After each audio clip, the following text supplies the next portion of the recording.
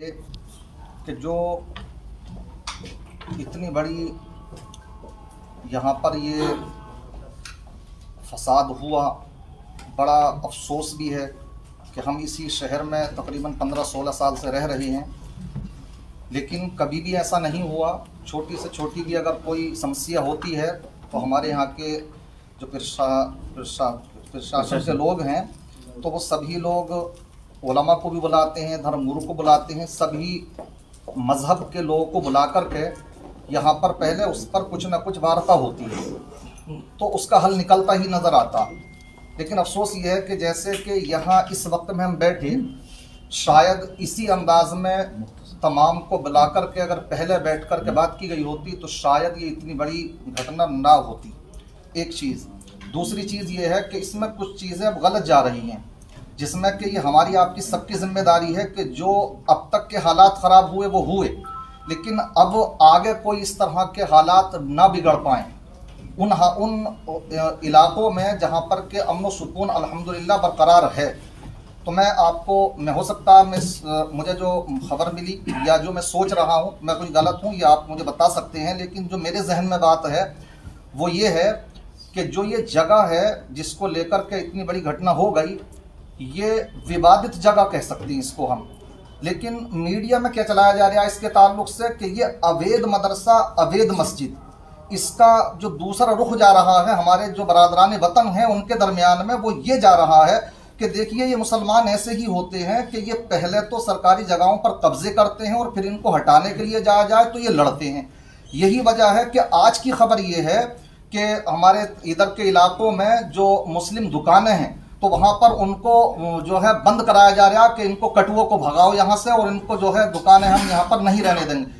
मैं ये आज ही की खबर में अभी आ रहा था तो कई लोगों ने मुझसे फ़ोन पर बात की है। मैं किसी की सुनी सुनाई बात नहीं कह रहा हूँ ये, बल्कि ये बातें वो कि जो वहाँ पर थे कि वहाँ से भागना भारी हो गया हमें। तो इस तरह के कुछ दल हैं जो कि मैं ये समझ लूँगा कि फसादी हैं वो इस तरह से वहाँ पर जो मुस्लिम दुकानदार हैं उनको जो है टारगेट कर रहे हैं। तो ये मुझे अंदेशा ये है कि ये जो मीडिया ने भी इसमें कुछ ना कुछ रोल अदा किया कि यूं इस अंदाज में कि अवैध, मैं ये कहूँगा कि उसको एक विवादित कहा जाए, लेकिन अवैध तो ये तो कोर्ट फैसला करेगा ना अभी कि वो अवैध है, गैर कानूनी है या कानूनी है। तो एक चीज़ तो ये हो रही है। दूसरी चीज़ एक ये है कि इसमें निष्पक्ष जांच होनी चाहिए। इसकी जो जांच इसकी होगी तभी इसमें हम किसी जगह पर पहुंच सकेंगे। अब इसमें बहुत से बेकसूर लोगों को उठाया जा रहा है, ऐसा भी है, ऐसा तो नहीं है। देखिए प्रोटेस्ट की शक्ल वहां पर बनी, उसमें आने वाले तो 10,000 लोग भी हो सकते हैं, 10-20 हज़ार भी हो सकते हैं, लेकिन सबके सब दंगाई तो नहीं है। अगर आप उसमें ये कहें कि जिसका भी फुटेज में आ गया चेहरा तो वो दंगाई ही है, ऐसा भी नहीं है। कुछ ही लोग हैं उसमें, हालांकि उसके अंदर ऐसी भी वीडियोस आई हैं बाद में जब से नेट खुला है कि जो पत्थरबाजी करने वाले लोग हैं तो हमारे वाल्मीकि समाज के लोग, जो कि आज मसीहा भी बने, अच्छी बात है। जहां किसी ने किसी के ऊपर ज्यादती की है तो जहां उन्होंने अगर उनको रिहाइश, उनको छुपाया है, उनको अपने घरों में बिठाया है, तो ऐसे मुस्लिम समुदाय के लोगों ने भी बहुत सा किया है, लेकिन वो मसीहा बनने की कोशिश कर रहे हैं इस अंदाज में। लेकिन साथ साथ में उन्हीं की तरफ से इस तरह के सीधे सीधे नारेबाजी उस वक्त के जबकि वो उनके हाथ में पत्थर हैं और वो कटुए और गंदी गालियां दे करके इस तरह से वो कर रहे थे। तो मैं ये कहूँगा कि इसमें कोई भी हो सकते हैं दंगाई, इसमें ज़रूरी नहीं है कि सिर्फ एक मुसलमान ही हो, समझ रहे। इसलिए ये बातें हैं तो इसकी निष्पक्ष जांच होना चाहिए, जो कसूरवार हो उन्हीं को सज़ा मिले, ऐसा ना हो कि बेकसूर इसमें फंस जाएं। और एक जो ये भय का माहौल बना हुआ है इस वक्त में, तो इसको भी कुछ ना कुछ निरंतर में लाया जाए। ये हमारे लिए अफसोसनाक बात है कि यहाँ से लोग तकरीबन आधी हल्द्वानी खाली हो चुकी है।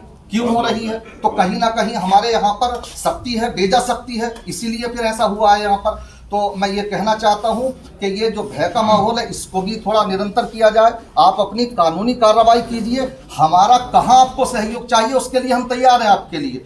हम तो खुद पहले से, हम तो मिंबरों से इन बातों को कहते हैं कि हमारे अल्हम्दुलिल्लाह उत्तराखंड की खूबसूरती ये है कि यहाँ का जो प्रशासन है हम उनको कोऑपरेट करते हैं, वो हमें कोऑपरेट करते हैं। ये बात हम मिंबरों से बोलते हैं और अल्हम्दुलिल्लाह हमारी इन बातों को लोग मानते भी हैं। तो कहीं ना कहीं इसमें जो चूक रही वो यही रही कि जैसे आज हम बैठे हैं ऐसे ही आपने अगर सबको उलमा को बुला करके हमको ही कॉन्फिडेंस में ले लिया होता तो क्या एक बाबरी मस्जिद का इतना बड़ा फैसला कोर्ट के आधार पर हो गया, तो क्या ये तो छोटी सी मस्जिद थी, तो क्या ये फैसला नहीं निबट सकता था? इसलिए कहीं जो भी चूक है वो तो जांच का विषय है, लेकिन मैं ये कहूँगा इसकी जांच हो, और जो बेकसूर लोग यहाँ से पलायन करने पर मजबूर हैं तो उनको हम कैसे रोक सकते हैं, इसके लिए भी सोचा जाए।